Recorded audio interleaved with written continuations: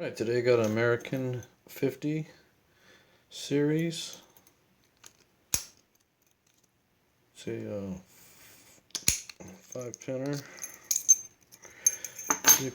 Compared to a 1100, it's a lot bigger and meatier. But I would rather have the 6 pins inside. I have a homemade tension wrench.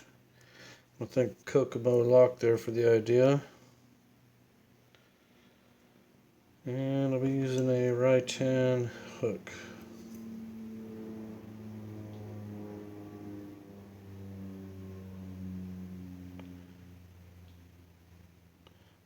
Get this crappy thing to focus. Anyway.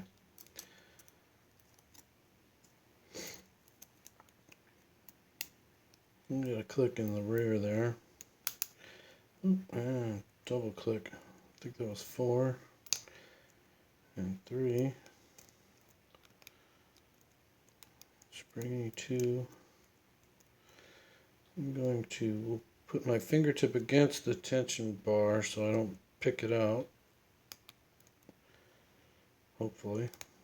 I got a little click out of it. And look back to 5. I'll click out of 4. 3 springy, 2 springy. Oh man, I've got to go after number 1 again. It's a little crunchy. Oh, there it is. And open. Well, I wanted to gut it, but there's a ball bearing in there, but there's also a rivet. So, put the light in there.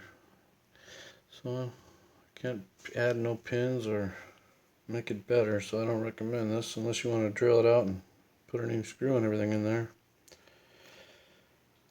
Well, so much for making it A50 series a lot better. It says A50 on the box, but it says series 50 on the lock.